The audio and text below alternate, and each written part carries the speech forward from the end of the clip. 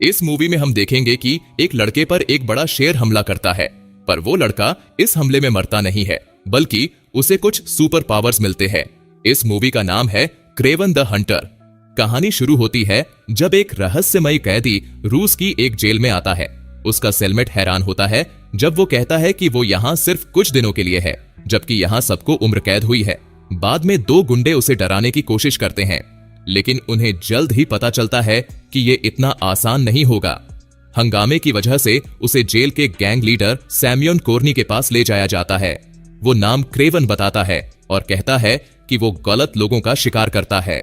सैम्योन इससे थोड़ा असहज महसूस करता है और कहता है कि ये हंटर तो बस एक अफवाह है, लेकिन फिर क्रेवन साबित करता है कि ये सच है।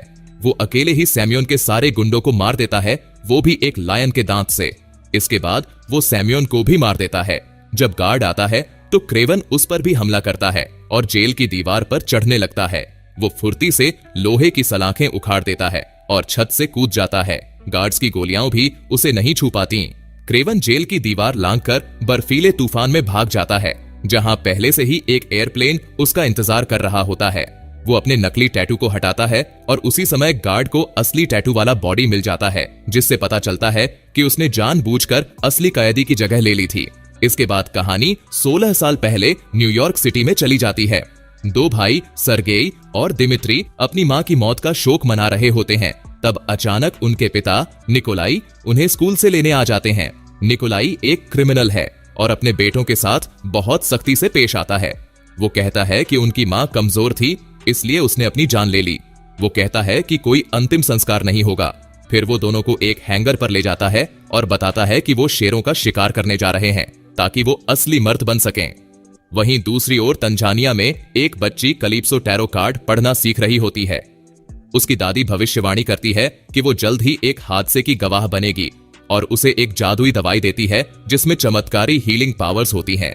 निकोलाई अपने बेटों को सिखाता है कि इंसान सबसे बड़ा शिकारी है और जानवरों को उनसे डरना चाहिए। वो दिमित्री की कमजोरी से निराश होता है और सबके सामने उस पर चिल्लाता है। रात में दोनों भाई इस बारे में बात करते हैं और पता चलता है कि दिमित्री निकोलाई का असली बेटा नहीं है। अगले दिन एक व्यापारी एलेक्स निकोलाई को एक पार्टनरशिप प्रपोज करता है, लेकिन निकोलाई उसकी कमजोर सेहत का मजाक उड़ाता है और उसे ठुकरा देता है। उसी दिन लड़कों को वो फेमस शेर दिख जाता है जिससे इलाके में कई लोगों की मौत हुई है। सर्गेई को उस शेर से कोई कनेक्शन महसूस होता है, लेकिन तभी निकोलाई गोली चला देता है जिससे शेर गुस्से में आ जाता है। झार नाम का वो शेर सर्गेई के बैग को पकड़कर उसे घसीटने लगता है, जबकि निकोलाई लगातार उस पर गोली चलाता रहता है।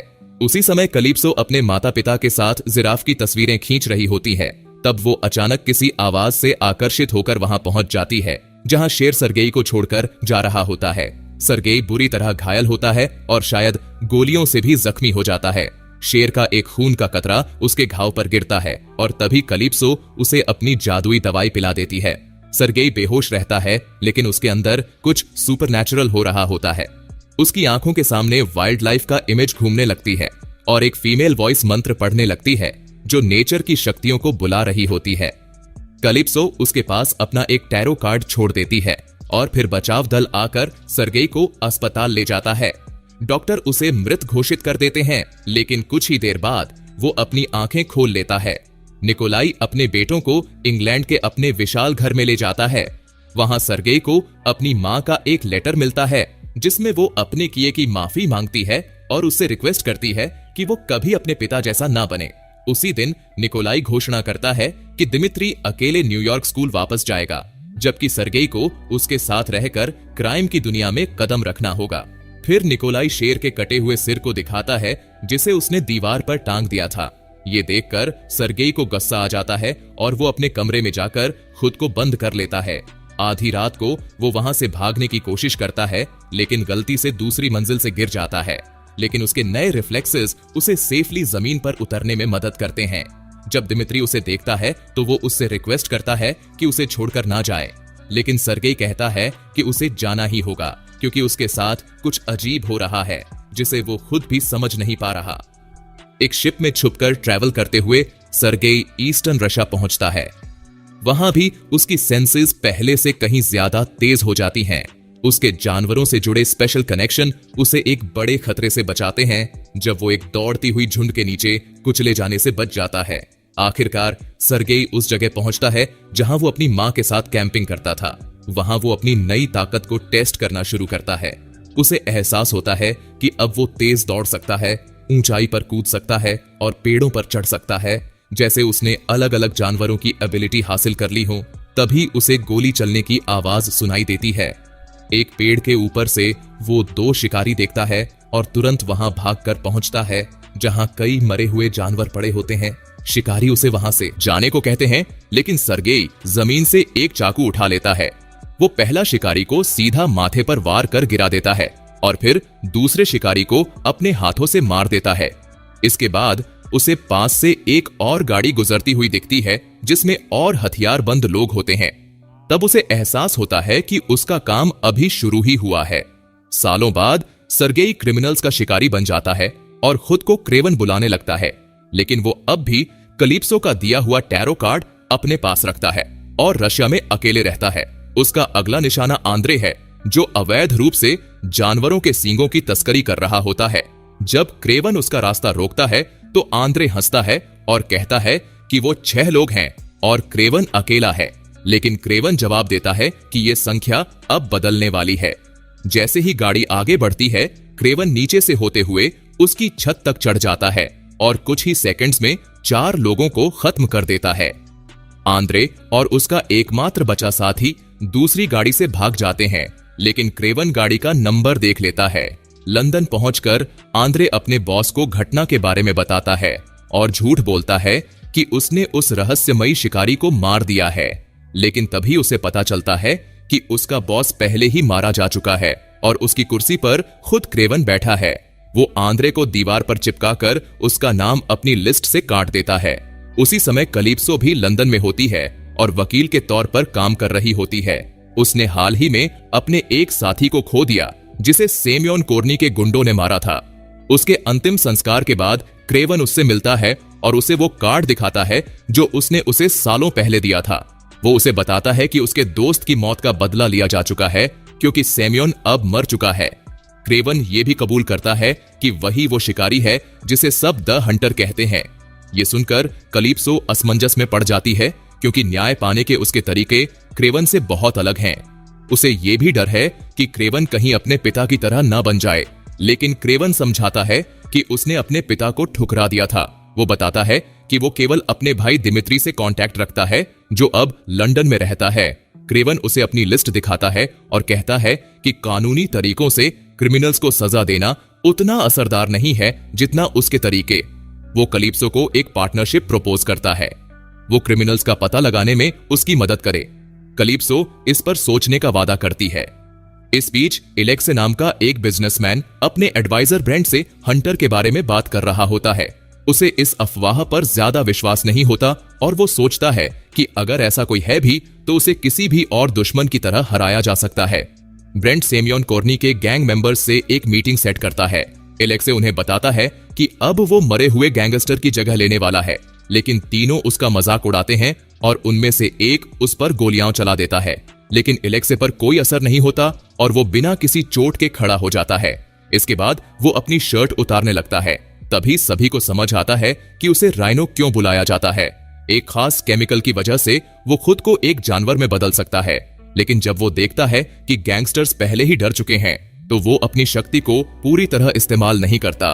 उनमें से एक आदमी अब भी अपनी गन निकालने की कोशिश करता है, लेकिन तभी उसे एक स्नाइपर गोली मार देता है। इसके बाद एलेक्से बाकी दोनों को देखता है और पूछता है कि उनमें से कौन उसका नया पार्टनर बनेगा। उनमें से एक तुरंत दूसरे को गोली मार देता है, जिससे एलेक्से का फैसला आसान हो जाता है। एलेक्से का पहला काम एक घात लगाकर निकोलाई पर हमला करना होता है। ये हमला दिमित्री के रेस्टोरेंट में होता है, जहां दिमित्री अपने टैलेंट से मशहूर सिंगर्स की नकल कर रहा होता है। लेकिन निकोलाई जाल को भांप लेता है और किसी को शील्ड बनाकर गोलियों से बच जाता है। दूसरी तरफ दिमित्री छिप जाता है। ब्रेंट एलेक्से को बताता है कि हमला असफल रहा और वो अब भी अपनी विरोधी माफिया से छुटकारा नहीं पा सके हैं। लेकिन एक अच्छी खबर भी है। एक गुमनाम व्यक्ति ने ब्रेंट को एक फाइल दी है, जिससे पता चलता है कि हंटर असल में सर्गेई है। एलेक्से इसके बाद द आउटसाइडर नाम के एक आदमी से कांटेक्ट करता है जो सालों से हंटर की तलाश कर रहा था। वो रशिया के जेल में जाकर उसकी छानबीन करता है। वो भी कुछ खास शक्तियों वाला इंसान होता है। जब एक गार्ड उसे रोकता है तो वो उसे हिप्नोटाइज करके उसकी बंदूक ले लेता है और उसे मार देता है। दिमित्री के बर्थडे पर क्रेवन को अपने पिता के साथ डिनर में बैठना पड़ता है। पार्टी के बाद दिमित्री अपने भाई से कहता है कि उसने उसे उस रात छोड़कर जाने के लिए उसे माफ कर दिया है। रात में क्रेवन को सोफे पर सोने में दिक्कत होती है तो वो घास पर सोने चला जाता है, लेकिन सुबह जब वो वापस पेंट हाउस में आता है तो देखता है कि दिमित्री को अभी अभी किडनैप किया गया है। वो खिड़की से किडनैपर्स को देखता है और ऊंचाई से छलांग लगाकर उनके पीछे भागता है। ड्राइवर उससे पीछा छुड़ाने की कोशिश करता है, लेकिन क्रेवन कार तक कूद जाता है और दरवाजा उखाड़ने लगता है, लेकिन तभी उसे टक्कर मारकर गिरा दिया जाता है। क्रेवन होश में आते ही देखता है कि किडनैपर गाड़ी बदल रहे हैं और जैसे ही हेलीकॉप्टर उड़ता है वो तुरंत उसे पकड़ लेता है। एक आदमी गोली चलाता है, लेकिन उसे भाला लग जाता है। क्रेवन हेलीकॉप्टर से लटका रहता है जब तक कि वो किसी चीज से टकराकर नीचे नहीं गिर जाता। भीगा हुआ वो सीधा कैलिप्सो के ऑफिस जाता है, जहां सिक्योरिटी गार्ड्स और सेक्रेटरी उसे देखकर डर जाते हैं। वो कैलिप्सो को सब बताता है और किडनैपर्स का पता लगाने के लिए मदद मांगता है। उसे सिर्फ इतना पता है कि उनमें से एक टर्किश है और उसके चेहरे पर एक गहरा निशान है। कैलिप्सो अपने कॉन्टैक्ट्स को यह जानकारी देती है। निकोलाई क्रेवन को बताता है कि उसे एक बॉक्स में एक उंगली मिली है और किडनैपर्स $20 मिलियन की डिमांड कर रहे हैं 48 घंटे के अंदर। क्रेवन अपने भाई की अंगूठी पहचान लेता है और अपने पिता से पैसे देने की जिद करता है, क्योंकि ये उसके लिए कोई बड़ी रकम नहीं है। लेकिन निकोलाई मना कर देता है क्योंकि वो अपनी कमजोरी नहीं दिखाना चाहता। इसके अलावा उसे लगता है कि दिमित्री पहले ही मर चुका होगा, क्योंकि अगर वो खुद उन किडनैपर्स की जगह होता तो यही करता, लेकिन असल में ऐसा नहीं हुआ है। लंदन में कैलिप्सो को पता चलता है कि किडनैपर का नाम ओमर आमिर है और उसका ठिकाना अंकारा के एक मोनेस्ट्री में है। लेकिन जैसे ही वो वहां से निकलती है, पता चलता है कि उसका इन्फॉर्मर असल में द आउटसाइडर के लिए काम करता है। वो एलेक्सी को फोन पर बताता है कि प्लान सही जा रहा है। कैलिप्सो क्रेवन को किडनैपर्स की लोकेशन देती है, लेकिन एलेक्सी ओमर को चेतावनी देता है कि शिकारी आ रहा है। टर्की में क्रेवन मोनेस्ट्री में घुस जाता है और एक एक करके गार्ड्स को मारता जाता है, लेकिन आखिरी गार्ड की चीख ओमर और उसके आदमियों तक पहुंच जाती है। क्रेवन ओमर को पकड़ लेता है और उसे खिड़की से फेंकने की धमकी देता है अगर वो दिमित्री का पता नहीं बताएगा तो। लेकिन तब जब ओमर उसे नाम से पुकारता है तो क्रेवन को एहसास होता है कि ये एक जाल था। वो पहाड़ पर छुपे स्नाइपर्स को देख लेता है और गोली लगने से पहले ओमार के साथ ही कूद जाता है, जिससे बिल्डिंग का वो हिस्सा गिर जाता है। मलबे में दबने से पहले ओमार उसे बताता है कि इसके पीछे राइनो का हाथ है। पुलिस के पहुंचने तक आउटसाइडर खुद वहां पहुंच चुका होता है और किसी को दखल देने नहीं देता। इस बीच इलेक्सी दिमित्री से बात कर रहा होता है। वो उसे बताता है कि उसके पिता ने उसे छुड़ाने के लिए पैसे देने से मना कर दिया और ये भी दिखाता है कि उसका भाई उससे कुछ छिपा रहा था। जैसे ही क्रेवन मलबे से बाहर निकलता है, वो कैलिप्सो को कॉल करके बताता है कि ये सब एक जाल था और अब वो भी खतरे में है। उसी वक्त कैलिप्सो देखती है कि 5 आदमी उसकी बिल्डिंग में घुस चुके हैं। क्रेवन उसे एक सेफ लोकेशन पर ले जाने के लिए किसी को भेजने की बात करता है। दूसरी ओर एलेक्सी दिमित्री को अपनी ताकत का राज दिखाता है और बताता है कि उसे ये ताकत एक अमेरिकी बायोकेमिस्ट से मिली है, लेकिन इस ट्रांसफॉर्मेशन का प्रोसेस बहुत दर्दनाक होती है, इसलिए वो इसे बीच में ही रोक देता है। फिर वो दिमित्री को वही डील ऑफर करता है जो उसके पिता ने ठुकरा दी थी, ये कहते हुए कि उसे भी पूरी जिंदगी कम आंका गया है। दिमित्री इस बात को मानता तो है, लेकिन अपने परिवार से गद्दारी करने से इनकार कर देता है। एलेक्सी गुस्से में उसे मारने ही वाला था कि तभी ब्रेंट आकर बताता है कि क्रेवन अभी भी जिंदा है, यानी दिमित्री को अभी भी जिंदा रखने में फायदा है। क्रेवन का पायलट कैलिप्सो को रशिया ले जाता है। वो बताती है कि उसके सभी कॉन्टैक्ट्स अचानक गायब हो गए हैं और केस बहुत खतरनाक होता जा रहा है। तभी क्रेवन रुक जाता है और कहता है कि उसका शिकार किया जा रहा है। कैलिप्सो सोचती है कि कुछ क्रिमिनल्स मशीन गन लेकर झाड़ियों से निकलेंगे, लेकिन इस बार असली शिकार हो रहा था। क्रेवन पर एक बड़ा तेंदुआ छलांग लगाता है। कैलिप्सो हैरान रह जाती है जब वो देखती है कि क्रेवन उससे ऐसे लड़ रहा है जैसे वो दोनों भाई हों। आखिरकार थक कर वो जानवर चला जाता है। इसी बीच आउटसाइडर एलेक्सी को बताता है कि उसका गुरु एक महान हत्यारा था, लेकिन उसकी जिंदगी क्रेवन के हिट लिस्ट में आने की वजह से खत्म हो गई, इसलिए वो उसे दुनिया भर में ढूंढता फिर रहा है। लेकिन एक परफेक्ट शिकारी को पकड़ना लगभग नामुमकिन है। अब उसके पास पहली बार असली मौका है, क्योंकि क्रेवन की एक ही कमजोरी है, उसका भाई। इसके अलावा मोनेस्ट्री में मिले जहरीले तीर से भी एक नया खुलासा होता है। वो तीर सिर्फ रशिया के एक खास इलाके में मिलने वाले पौधों से बनाए गए हैं, जिससे क्रेवन के ठिकाने का पता लग जाता है। क्रेवन जानना चाहता है कि वो कौन सा लिक्विड था जिसने उसकी जिंदगी बदल दी, लेकिन कैलिप्सो बताती है कि उसे भी नहीं पता और उसकी दादी की मौत हो गई थी इससे पहले कि वो इसके बारे में और कुछ बता पाती। इधर आउटसाइडर एलेक्सी को एक डार्ट लॉन्चर दिखाता है जो जहर इंजेक्ट करता है और शिकार को बुरी तरह डराकर धीरे धीरे पैरालाइज कर देता है। फिर एलेक्सी दिमित्री को मजबूर करता है कि वो अपने भाई को उस नंबर पर कॉल करे जो सिर्फ उसी के पास है। जैसे ही क्रेवन फोन उठाता है, एलेक्सी उसे भी माफिया पार्टनरशिप ऑफर करता है, लेकिन उसे गुस्सा आ जाता है जब क्रेवन बिना कुछ सुने ही फोन काट देता है। जल्दी ही कई गाड़ियां क्रेवन के ठिकाने पर पहुंचती हैं और एलेक्सी की आर्मी उसे पकड़ने के लिए फैल जाती है, लेकिन तभी जैगुअर उन पर हमला कर देता है और सबको तब तक पता नहीं चलता कि डिमिट्री भाग चुका है जब तक वो बहुत दूर नहीं चला जाता। वहां के जंगल में कई जानवर और खतरनाक जाल हैं जिनके बारे में सिर्फ क्रेवन को पता है। वो इसी का फायदा उठाकर एक एक करके गुंडों पर हमला करने लगता है। अपने आदमियों की चीखें सुनकर एलेक्सी ब्रेंट को एयर स्ट्राइक शुरू करने का ऑर्डर देता है। क्रेवन बमबारी से बचते हुए जंगल में भागता है, लेकिन तभी कुछ उसकी स्किन में घुस जाता है और उसके दिमाग में डरावने विजन्स भर देता है। ये आउटसाइडर के जहर का असर था। क्रेवन उस पर हमला करने की कोशिश करता है, लेकिन आउटसाइडर फिर से वार करता है और उसे 2 और बार जहर लगा देता है। क्रेवन का शरीर धीरे धीरे सुन्न पड़ने लगता है और आउटसाइडर उसे बेरहमी से पीटने लगता है। जैसे ही उसके साथी उसे गोली मारने के लिए तैयार होते हैं, आउटसाइडर ऑर्डर देता है कि डिमिट्री को भी ढूंढो, लेकिन तभी कैलिप्सो एक तीर मारकर आउटसाइडर की बाईं आंख फोड़ देती है। वो क्रेवन को वो बचा हुआ दवाई देती है जिसे वो उससे छुपा रही थी। दूसरी ओर डिमिट्री को पकड़ लिया जाता है और ब्रेंट उसे एलेक्सी के पास ले जाता है, ये कहते हुए कि क्रेवन मर चुका है। लेकिन वापस जाते समय कॉन्वॉय पर भैंसों का झुंड हमला कर देता है। डिमिट्री समझ जाता है कि ये उसके भाई का काम है और मुस्कुराकर अपनी बेल्ट कस लेता है। गाड़ियां पलटने लगती हैं और क्रेवन अचानक लौट आता है, ठीक उसी समय जब एलेक्सी अपने राइनो रूप में बदल चुका होता है। क्रेवन और राइनो आमने सामने भिड़ते हैं। क्रेवन उसे रोड पर धकेल देता है, लेकिन राइनो अपनी सींग से एक गाड़ी को हवा में उठा लेता है और उसे जोर से पटकता है। क्रेवन को समझ आता है कि उसके चाकू और तलवारें राइनो की मोटी चमड़ी में नहीं घुस पा रही हैं। ताकत में भी वो उसे मात नहीं दे सकता।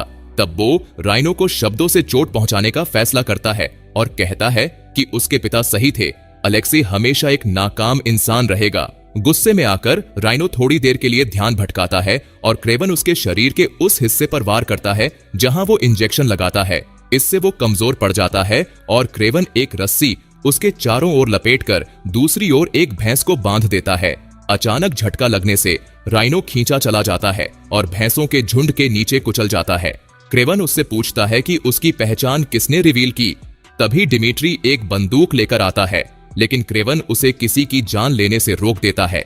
राइनो वैसे ही मर जाता है और अपने आखिरी शब्दों में कहता है कि काश उसने कभी इस परिवार को नहीं जाना होता।